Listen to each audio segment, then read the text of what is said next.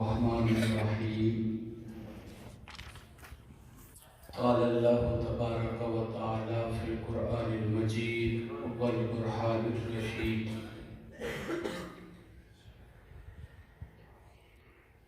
رضی اللہ عنہم ورضوا عنہ وفی موضع آخر وَكُلًّا وَعَدَ اللَّهُ الْحُسْنَى وفي مقام آخر إن الله وملائكته يصلون على النبي يا أيها الذين آمنوا صلوا عليه وسلموا تسليما۔ جمعۃ الوداع ہے، مل کر بآواز بلند آقا کونین صلی اللہ علیہ وسلم کی بارگاہ میں درود پاک الصلاۃ والسلام علیک یا سیدی یا رسول اللہ وعلى آلك وأصحابك يا سيدي يا حبيب الله الصلاة والسلام عليك يا سيدي يا رسول الله وعلى آلك وأصحابك يا سيدي يا حبيب الله الصلاة والسلام عليك يا سيدي يا نبي الله وعلى آلك وأصحابك يا سيدي يا سندي يا رحمة للعالمين۔ اللہ جل مجدہ وعظم شانہ و اتم برہانہ کی حمد و ثنا کے بعد آقا علیہ السلام کی بلند و بزرگ و برتر بارگاہ میں اپنی عقیدتوں کے محبتوں کے پھول پیش کر لینے کے بعد جمیع حاضرین و سامعین، اللہ رب العزت کا کروڑ ہا کروڑ مرتبہ شکر و احسان ہے جس نے ماہ صیام کے جمعۃ الوداع شریف کی مبارک ساعت مجھے آپ سب کو عطا کی۔ دعا ہے خلاق عالم آج کے جمعۃ الوداع کی ساعت جمیلہ کی خیرات و برکات مقدار غفیرہ میں ہم سب کو عطا فرمائے۔ میں نے سرنامہ کلام میں قرآن مقدس کے دو مقامات سے آیات بینات تلاوت کرنے کا شرف حاصل کیا۔ پہلا مقام اللہ رب العزت کلام ہدایت میں فرماتا ہے رضی اللہ عنہم ورضوا عنہ۔ دوسری جگہ اللہ نے فرمایا وَكُلًّا وَعَدَ اللَّهُ الْحُسْنَى۔ پہلے کا معنی مفہوم یہ ہے میرے نبی پاک صلی اللہ علیہ وسلم کے، میرے محبوب کے سارے صحابہ کرام جنہوں نے محبوب کے رفاقت میں، معیت میں، مصاحبت میں رہ کر اللہ کو اس کائنات گہتی میں راضی کیا، جب وہ اس کائنات رنگ و بو سے چلے گئے تو اس حال میں گئے کہ رب ان سے راضی تھا، وہ اپنے رب سے راضی تھے۔ اور آگے اللہ نے ہمیشہ کے لیے منکرین عظمت صحابہ کے آگے سد سکندری باندھنے کے لیے فرمایا وَكُلًّا وَعَدَ اللَّهُ الْحُسْنَى۔ میرے محبوب کے کریم صحابہ کے بارے میں زبان تام دراز مت کرو، اس لیے کہ میں نے اپنے نبی کے پہلے صحابی تاجدار صداقت سے لے کر آخری صحابی حضرت باشی بن حرب تک ہر ایک سے جنت کا وعدہ کیا۔ اللہ اپنے نبی کے صحابہ کے عظمت کے ڈنکے بجا رہا ہے۔ 21 رمضان المقدس شریف یہ شہادت کا دن گزرا، اور میں یہاں عرض کر دوں عقیدے کے پیش نظر، اصلاح کے پیش نظر، آل سنت کے سلاف کا یہ معمول ہے سوائے نبی کے ہر شخصیت کا یوم وصال مناتے، یوم پیدائش نہیں مناتے۔ یوم پیدائش صرف نبی کا منایا جاتا ہے جسے موت نہیں آتی۔ باقی صحابہ ہوں یا اہل بیت کرام ہوں یا چاہے جس مرضی علمی اور روحانی اعتبار سے ترقیوں پر منازل پر مبنی کوئی ولی ہو، ہر ولی کا ہر ہستی کا یوم وصال منایا جاتا ہے، یوم پیدائش نہیں منایا جاتا۔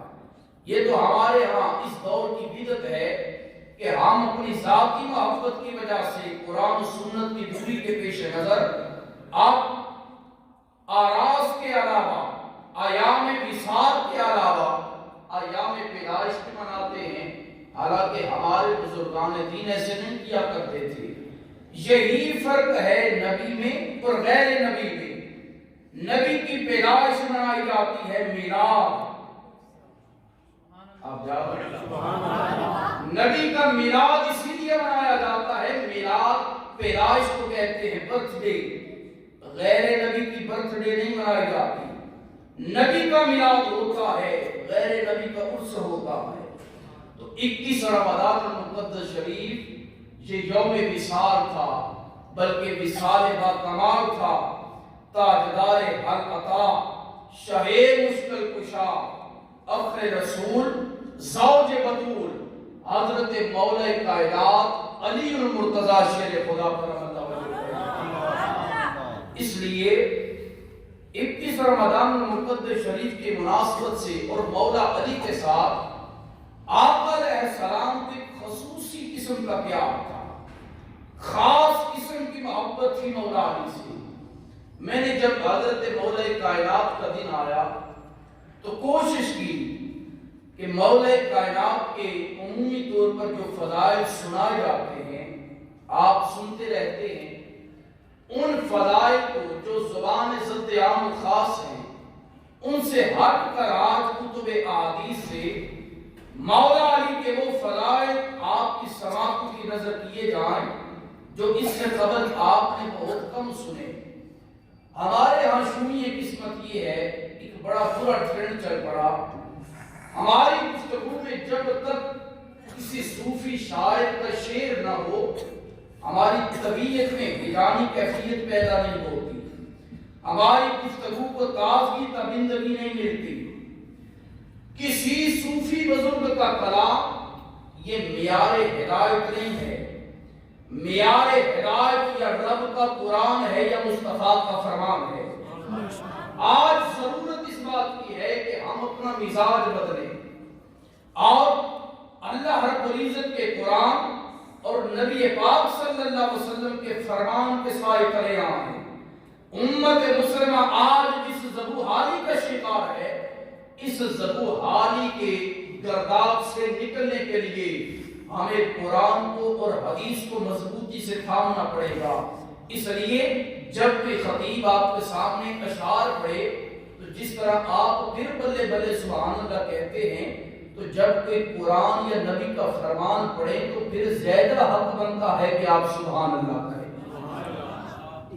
نبی کا فرمان سن کر ارباب ایمان انہیں سبحان اللہ بھی کہنی چاہیے اور اللہ کا شکر ادا کرنا چاہیے۔ آقا علیہ الصلوۃ والسلام میں گفتگو شروع کرنے سے قبل توجہ میری طرف، آقا علیہ الصلوۃ والسلام کی زندگی کا آخری خطبہ، آقا دنیا سے جا رہے ہیں، جاتے ہوئے ارشاد فرمایا کہ میں تمہیں کیا دے کر جا رہا ہوں، انی تارک فیکم ثقلین، اے میری امت والو تمہیں دو بہت باری گراں قدر چیزیں دیے جا رہا ہوں، ماں ان اخذتم بہی لن تضلوا، جب تک ان کو پکڑ کر رہو گے کبھی گمراہ نہیں ہو پاؤ گے۔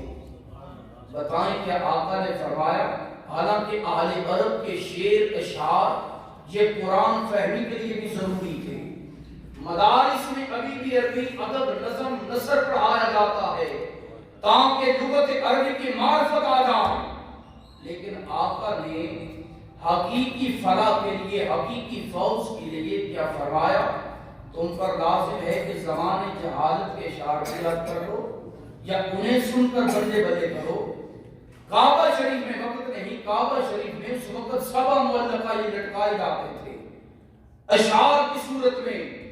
آقا آئے، سارے اشعار اتر گئے، اب کعبے کو دیکھ لیں، روضہ رسول کو دیکھ لیں، ہر جگہ دو ہی چیزیں ملیں گی، یا رب کے قرآن کی آیت ملے گی یا مصطفیٰ کے فرمان کی حدیث ملے گی۔ اس لیے آقا کی زندگی کا آخری وقت آقا نے فرمایا کہ دو چیزیں دیے جا رہا ہوں، جب تک دو کو پکڑ کر رہو گے کبھی گمراہ نہیں ہو پاؤ گے۔ عرض کی آقا دو کون سی ہیں؟ آقا نے فرمایا ایک کتاب اللہ کی کتاب، فرمایا دوسری میری احادیث طیبہ، میری سنت کریمہ، اور دوسری حدیث میں ہے فرمایا اولہما کتاب اللہ، پہلی اللہ کی کتاب جو الف لام میم سے لے کر والناس تک کتاب ہدایت ہے، اپنے اندر ہدایت کے سینکڑوں ہزاروں کروڑوں لاکھوں اسرار کو پنہائی رکھتی ہے۔ فرمایا دوسری میری اہل بیت، اس لیے کہ یہ آل قرآن کے ساتھ ٹچ ہے، قرآن اہل بیت کے ساتھ ٹچ ہے، نہ قرآن اہل بیت سے جدا ہے اور نہ اہل بیت کے قرآن سے جدا ہے۔ فرمایا دو چیزیں دیے جا رہا ہوں، ایک قرآن، دوسرا اپنا فرمان۔ اگر اپنی زندگی کو جاتے وقت و مستقیم پر گامزن کرنا چاہتی ہو تو پھر ان دو کو مضبوطی سے پکڑ کر رکھنا، ایک رب کے قرآن کو، دوسرا نبی کے فرمان کو۔ آج شان علی کرم اللہ وجہ الکریم معتمد علیہ کتب احادیث سے آپ سنیے، اور ساتھ مولا علی کرم اللہ وجہ الکریم کے جو فضائل آقا علیہ الصلوۃ والسلام نے اپنی زبان طہربار سے ارشاد فرمائے، سن کر سبحان اللہ کہیے۔ آقا علیہ الصلوۃ والسلام نے فرمایا جسے حضرت ابن عباس نے ذکر کیا، ابن عباس کہتے ہیں سارے صحابہ میں فقط علی کی ذات ایسی ہے کہ جس کی ذات کے بارے میں اللہ نے قرآن میں تقریباً 300 آیات نازل فرمائے، 300 آیات شان علی میں اللہ نے قرآن میں نازل فرمائی۔ اور عرض کیا تھا ابن عباس سے، کہا یہ تو قرآن کی نصوص ہے کہ جو شان علی کے بارے میں ہے، یہ بتائیں آقا کے فرامین میں کتنا حصہ علی کو ملا؟ ابن عباس کہتے ہیں آقا کے سارے صحابہ کی شان احادیث کی نظر میں ایک پلڑے میں رکھی جائیں، دوسرے پلڑے میں فقط آقا کے فرامین شان علی پر مبنی رکھے جائیں، تو جتنی شان آمنہ کے لال نے علی کی بیان کی ہے اور کسی کی بیان نہیں فرمایا۔ ایسا مقام اللہ نے علی کو عطا کیا۔ آقا علیہ السلام نے ارشاد فرمایا، نمبر 1 آقا نے فرمایا من اراد ان ينظر الى آدم في علمه والى نوح في تقواه والى ابراهيم في علمه والى موسى في عبادته والى عيسى في عبادته فلينظر الى علي بن ابي طالب رضي الله تعالى عنه او كما قال عليه السلام۔ آقا علیہ السلام نے فرمایا رب نے کائنات گہتی میں آنے والے جتنے بھی نبی تھے، ہر نبی کو جو جو کمال دیا تھا، رب نے سارے نبیوں کے کمال اٹھا کر مجھے محمد کے صدقے سے میرے ویر علی کو عطا کر دیے۔ آقا نے فرمایا اگر کسی کا دل چاہے کہ وہ آدم کے علم کی زیارت کرے، کسی کا دل چاہے حضرت نوح علیہ السلام کے تقوی کی زیارت کرے، کسی کا دل چاہے حضرت ابراہیم کے علم کی طرف دیکھے، کسی کا دل چاہے جناب موسیٰ کے غیظ اور غضب کی طرف دیکھے، کسی کا دل چاہے عیسیٰ کریم اللہ کی عبادت کی طرف دیکھے، اسے چاہیے اتنے نبیوں کو نہ دیکھے، صرف میرے ویر علی بن طالب کی ذات کو دیکھ لے، صرف علی کی ذات کو دیکھ لے۔ اللہ نے گزشتہ سارے انبیاء کے کمالات اٹھا کر علی کی ذات میں جمع کر دیے ہیں۔ آقا علیہ السلام نے فرمایا علی سن اخو الملائکۃ المقربین، اللہ رب العزت نے ملائکہ پیدا کیے، فرشتے، فرشتوں کی تعداد کتنی ہے؟ علامہ راضی نے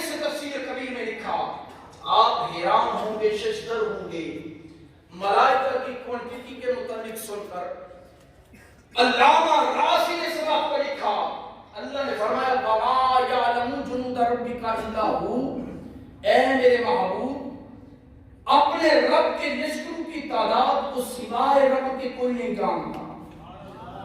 ابن رازی نے کیا خوبصورت جملہ کہا، رازی کہتے ہیں تفسیر الکبیر میں، رازی کہتے ہیں فرشتوں کی تعداد کتنی ہے، رازی کہتے ہیں اللہ نے جتنے انسان پیدا کیے، توجہ کیجئے گا، اس لیے کہ اللہ نے فرمایا فرشتوں کی تعداد صرف اللہ جانتا ہے۔ آپ اس کا ہلکا سا نظارہ کریں اور لطف لیں۔ علامہ رازی لکھتے ہیں سارے انسان مل جائیں یہ جنات کا 10واں حصہ ہے، سارے جنات مل جائیں یہ حشرات الارض کا 10واں حصہ ہے، سارے حشرات الارض مل جائیں یہ پانی کے اندر رہنے والی مخلوق کا 10واں حصہ ہے، پانی کے اندر رہنے والی ساری مخلوق مل جائے، ہوا میں اڑنے والی مخلوق کا 10واں حصہ ہے، یہ سارے مل جائیں، زمین میں بسنے والے، زمین کے اوپر رہنے والے فرشتوں کا 10واں حصہ، فرمایا یہ سارے مل جائیں، پہلے آسمان پر رہنے والے فرشتوں کا 10واں حصہ، فرمایا سارے مل جائیں، دوسرے آسمان کے فرشتوں کا 10واں حصہ، فرمایا وہ سارے مل جائیں، تیسرے آسمان کے فرشتوں کا 10واں حصہ، فرمایا وہ سارے مل جائیں،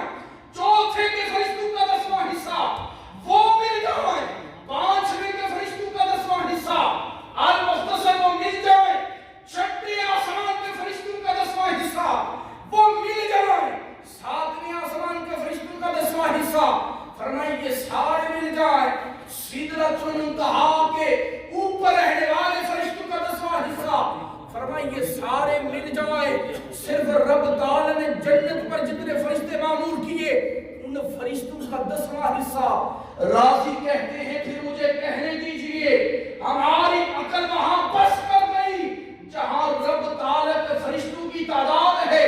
آقا علیہ الصلوۃ والسلام نے فرمایا فرشتوں کی تعداد کا حساب یہاں سے لگا لو، میری قبر انور پر اللہ کی طرف سے ہر روز صبح شام 70 ہزار فرشتے درود و سلام عرض کرنے کے لیے آتے ہیں، لیکن ایک بار جو آ جائے دوبارہ قیامت تک اس کی باری نہیں آتی، قیامت تک اس کی باری نہیں آتی۔ پھر حساب لگائیں اللہ نے فرشتے کتنے پیدا کیے۔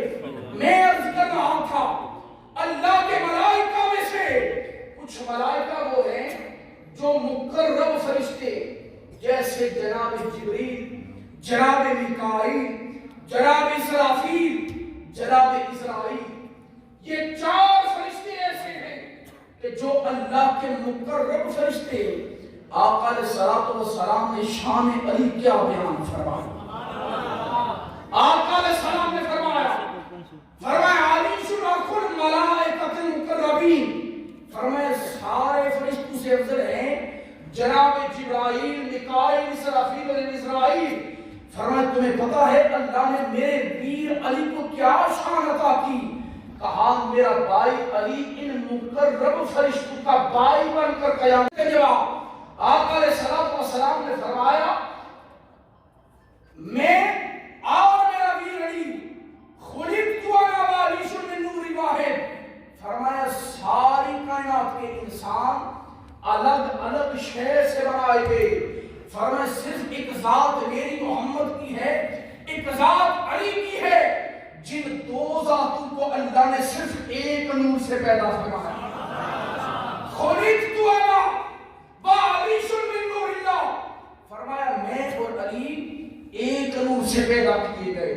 دوسری حدیث سے طیبہ کا اگر جائزہ لیا جائے، آقا نے فرمایا خلقت انا وعلیش من نور بین جدی اللہ قبل ان یخلق اللہ آدم ب40 اشہر عام، کہا میں اور علی اللہ کے پاس اللہ کی جناب میں ایک نور تھے۔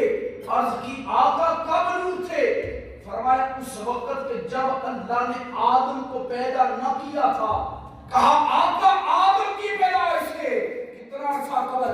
آقا علیہ السلام نے فرمایا آدم کی تخلیق سے 14,000 سال پہلے میں اور علی دونوں اللہ کی جناب خاص میں ایک نور کی شکل میں تھے، ایک نور کی شکل میں تھے۔ فرمایا آقا پھر کیا ہوا؟ آقا علیہ السلام نے فرمایا فلما خلق اللہ آدم، پھر جب اللہ نے آدم کو پیدا کیا، قسم اللہ ذالک النور جزئین، اللہ نے پھر اس نور کو دو حصوں میں ڈیوائیڈ کر دیا۔ ایک جز سے اللہ نے مجھے محمد کو بنایا، ایک جز سے میرے بھائی علی کو بنایا۔ نور کے دو حصے بنے، ایک حصے سے ذات رسالت معاد کو بنایا گیا، ایک حصے سے آقا علیہ السلام نے فرمایا میرے ویر علی کو بنایا گیا۔ اور اس سے کمال کی حدیث سے جواب آقا علیہ السلام نے فرمایا علی یسوب المؤمنون والمال یسوب المنافقین، او کما قال علیہ السلام، آقا نے فرمایا یہ جو علی ہے نا، علی مومنین کا سردار ہے، علی مومنوں کا سردار ہے۔ اور مجھے یہ بات بس اوقات بڑا تنگ کرتی ہے، جب کوئی ذکر علی کرتا ہے اس وقت مقابلے ہم کسی اور کا ذکر لے آتے ہیں۔ آقا نے کیا فرمایا؟ صحابہ کا اسوہ دیکھیے۔ میں تنہائی میں کبھی کبھار سوچتا ہوں، صحابہ کہتے ہیں کہ ہم نے معیار ایمان اور معیار نفاق حب علی اور بغض علی کو قرار کر کے رکھا تھا۔ ہمارے نصیب کا مومن وہ تھا کہ جس کے سامنے علی کا ذکر کیا جائے چہرہ کھل جائے، اور منافق وہ تھا جس کے سامنے علی کا ذکر کیا جائے چہرہ بگڑ جائے۔ میں کبھی کبھار سوچتا ہوں دیگر صحابہ کا ذکر کرنا یہ کار ثواب ہے، علی کا ذکر کرنا بھی کار ثواب ہے، لیکن یہ خصوصیت صرف علی کی ہے۔ آقا نے فرمایا یا علی تیرے چہرے کی زیارت بھی عبادت ہے۔ عرض کی آقا جو نہ دیکھ سکیں گے، آقا نے فرمایا فقط یہ شان اللہ نے تجھے دی، جو تیرا ذکر کرے گا اللہ اسے بھی عبادت کا ثواب عطا کرے گا۔ یہ فقط شان علی ہے۔ میں کبھی کبھار سوچتا ہوں جب کوئی شان علی کرتا بیان کرتا ہے تو ہمارے بعض احباب مقابلے میں پھر کسی اور صحابی کا ذکر کرنا شروع کر دیتے ہیں۔ کرنا چاہیے، ہر صحابی کا اپنا مرتبہ، لیکن مقابلے میں نہیں، مقابلے میں ذکر نہیں کرنا چاہیے۔ مثلا کسی نے علی پاک کی منقبت پڑھی، آپ کو ہضم نہیں ہوئی، آپ نے اٹھ کر کسی اور صحابی کی پڑھی، بھائی کسی دوسرے صحابی کی منقبت پڑھنا غلط نہیں، علی کے مقابلے میں آنا غلط ہے۔ آپ کبھی سوچے نا، بڑا باریک نکتہ ہے، آپ شان علی کے مقابلے میں پڑھتے، اگر تو حب صحابہ میں پڑھیں پھر تو اور بات ہے، لیکن اگر مقابلے علی میں پڑھیں پھر غلط بات ہے۔ تو مجھے بتائیں کیا مقابلے علی میں پڑھنے کی وجہ سے کہیں خدا نہ کرے ہمارا شمار ان لوگوں میں نہ ہو جائے جن کے بارے میں صحابہ نے فرمایا کہ ہم علی کے بغض کی وجہ سے منافقین کو پہچانا کرتے تھے۔ تو میں عرض کر رہا تھا، آقا علیہ السلام نے فرمایا علی یسوب المؤمنین والمال یسوب المنافقین، فرمایا میرا ویر علی یہ مومنوں کا سردار ہے اور مال و دولت یہ منافقین کی سردار ہے۔ دنیا کا مال و متاع یہ منافقوں کے لیے سب سے قیمتی متاع ہے، منافقوں کے سر کا تاج ہے، منافقوں کی سردار ہے۔ فرمایا لیکن اہل ایمان کا اگر کوئی سردار رہبر اور حامی ہے تو وہ ذات علی المرتضی ہے۔ بڑے کمال کی حدیث سے جب آپ سنیں گے تو آپ کا ایمان تازہ ہو جائے گا۔ بولے سبحان اللہ۔ آقا علیہ السلام ایک صحابی ہیں جن کا نام ہے انس بن مالک۔ حضرت انس بن مالک رضی اللہ تعالیٰ عنہ فرماتے ہیں بعثنی رسول اللہ صلی اللہ علیہ وسلم الی ابی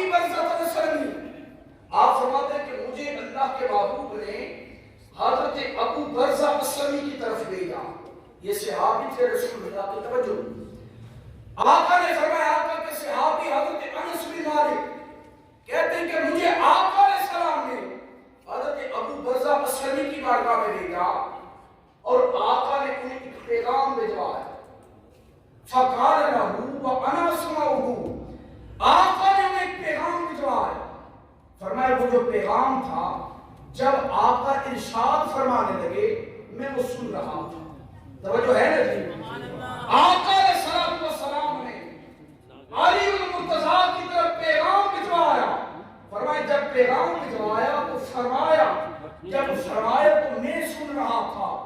آقا علیہ السلام نے فرمایا انس جا کر ابو برزہ کو کہنا علی رایۃ الہدی و منار الایمان و امام اولیائی و نور جمیع من اطاعنی. آقا علیہ السلام نے فرمایا کہ اے انس جا کر ابو برزہ کو کہنا علی ہدایت کا پہاڑ ہے, علی ہدایت کا کوہ ہمالیہ ہے, وہ منار الایمان اور علی ایمان کی بنیاد ہے. علی ہدایت کا پہاڑ ہے, علی ایمان کا بلند مینار ہے, علی اللہ کے سارے ولیوں کا سردار ہے. اور نور جمیع من اطاعنی, اور جتنے بھی آقا کی امت کے مومن لوگ ہیں علی سب کے لیے اللہ کی طرف سے نور ہے. آگے فرمایا جا ابا برزہ علی بن ابی طالب غدر معی فی القیامت علی حوض و صاحب لوائی. اے ابو برزہ کل قیامت کے میدان میں علی میرے حوض پر میری سفارش کی وجہ سے اور میرے عزت کی وجہ سے اللہ رب العزت کی طرف سے حوض کوثر پر جب آئے گا تو مالک بن کر آئے گا. حوض کوثر کا مالک بن کر آئے گا. علی جسے چاہے گا عطا کرے گا, جسے چاہے گا محروم کرے گا. دوسری جانب امام بخاری نے حدیث ذکر کی کہ حضرت ابوبکر صدیق رضی اللہ تعالی عنہ اور مولا علی کرم اللہ وجہ کریم تشریف فرما تھے. آقا نے شان علی بیان فرمائی. فرمائے قیامت والے دن میرا لیوائے حمد اٹھانے والا صحابہ بتاؤ کون ہوگا. اب لیوائے حمد آقا کی حمد کا جھنڈا. امام ولی الدین تبریزی نے لکھا, کہا آقا کا لیوائے حمد قیامت کے میدان میں کتنا اونچا ہوگا. فرمایا اس کی اونچائی اپنی حیت کے اعتبار سے اللہ کے عرش کے ساتھ ملی ہوئی ہوگی. فرمایا اور چوڑائی کتنی ہوگی. فرمایا اتنی کہ اللہ رب العزت کی ساری کے ساری مخلوق آمینہ کے لال کو سے جنڈے کے سائے تلے آ گا. صحابہ بڑے پریشان ہوئے, آقا اتنا بڑا جنڈا. عرض کی آقا یہ بتائیں آپ کا اتنا بڑا جنڈا اٹھائے گا کون, کس کے اندر ہمت ہوگی. آقا نے فرمایا قیامت والے دن وہ میرا حمد کا جنڈا میرا ویر علی اٹھائے گا. حضرت ابوبکر صدیق اٹھے, گئے علی المرتضیٰ کے پاس, کہا علی آپ کو مبارک ہو, آمینہ کے لال نے اپنی حمد کا جنڈا آپ کو عطا کیا. مولا علی نے مبارک قبول کرتے ہوئے فرمایا ابوبکر آپ کو بھی مبارک ہو, آپ کو بھی مبارک ہو. کہا مجھے کس لیے. کہا اس لیے اگر حشر کے میدان میں رسول اللہ کے حمد کے جھنڈے کا وارث میں ہوں تو نبی پاک کے مصلی کے وارث آپ ہیں. اور علی المرتضیٰ نے فرمایا ابوبکر قسم ہے خدا کی جس کے دل میں آپ کے بارے میں بغض ہوگا, قسم خدا کی اسے آقا کے حوض کوثر سے ایک جام تک عطا نہ کرے. تو آقا علیہ السلام نے فرمایا بارش معی قدم فی القیامت صاحب حوضی و صاحب لوائی. آگے فرمایا قدم معی فی القیامت علی مفاتیح خزائن جنت ربی. رب قیامت کے میدان میں اپنی جتنی جنتیں ہیں سب کی چابیاں جب مجھ محمد کو عطا کرے گا, میں ساری جنت کی چابیاں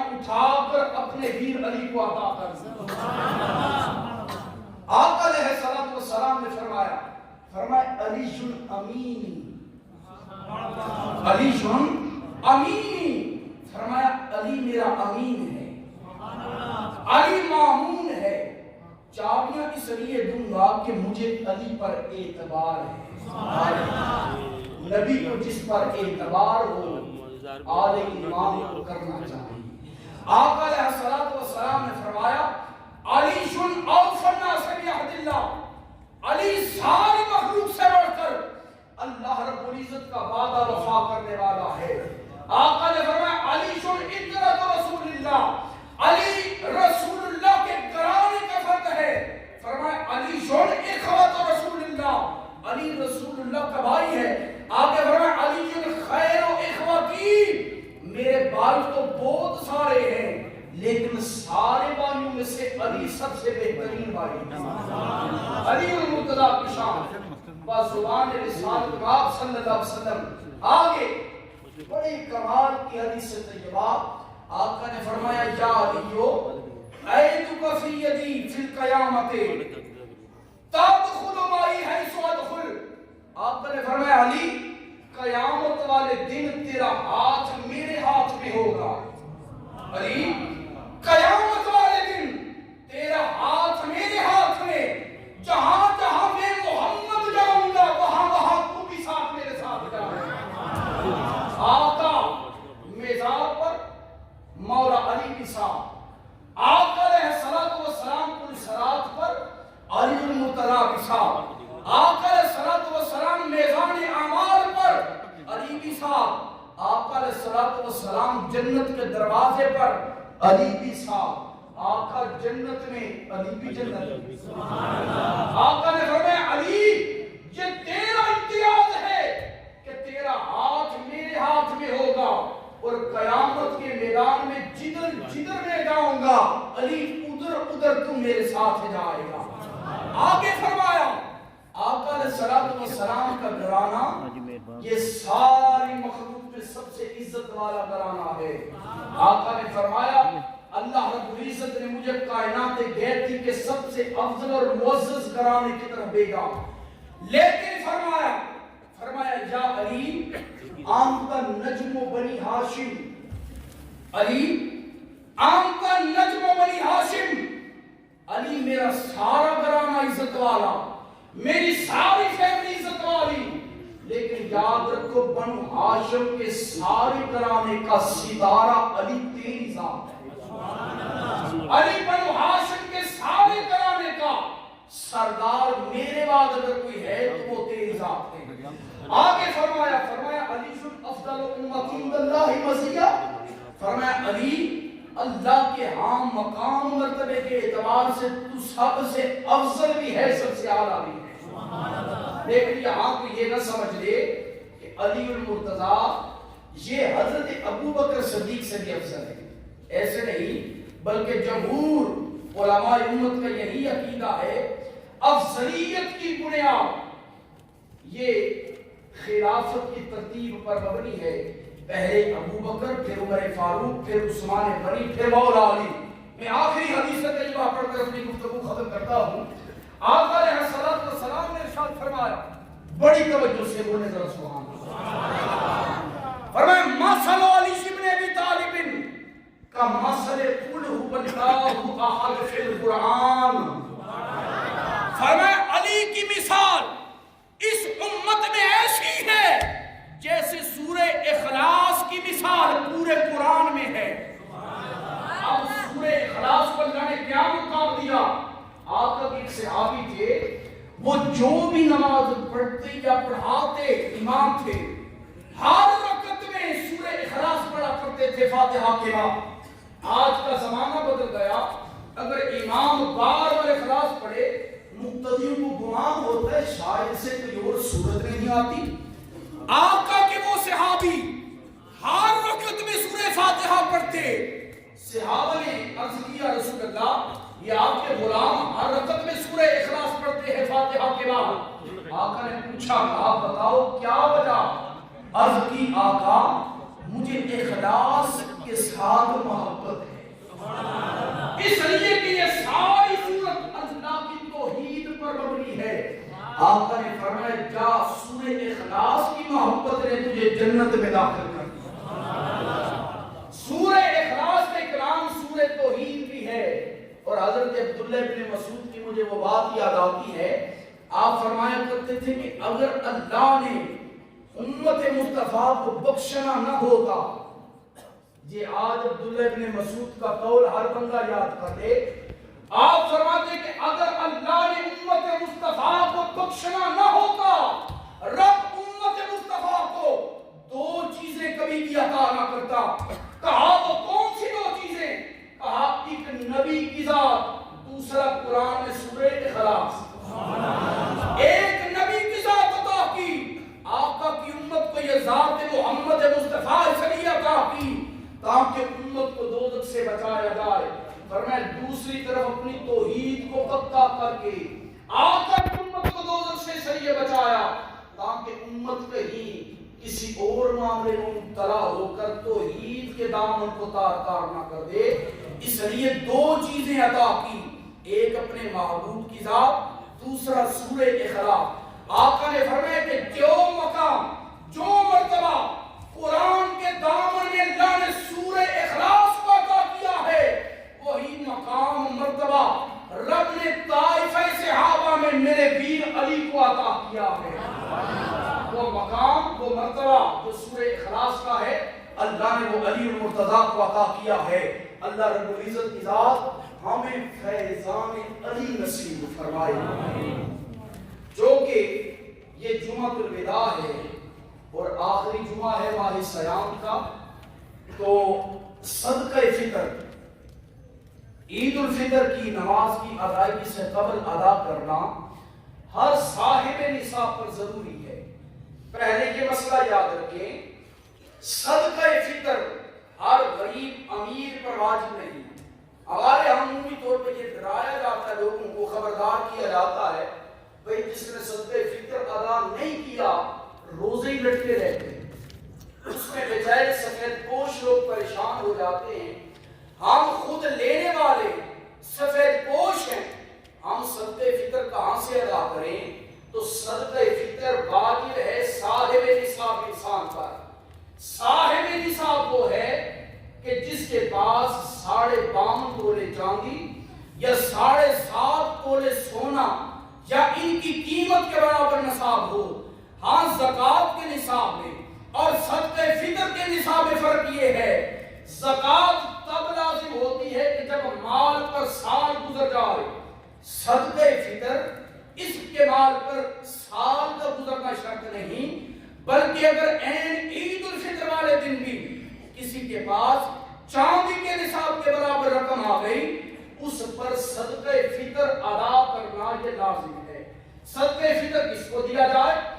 اس کے مصارف وہی ہیں کہ جو زکوٰۃ کے مصارف ہیں، جس میں فقیر، مسکین اور فی سبیل اللہ کے مدارس وغیرہ آ جاتے ہیں، اور بیوہ، وہ سفید پوش لوگ کہ جو اپنی سفید پوشی کی وجہ سے سوال نہیں کرتے۔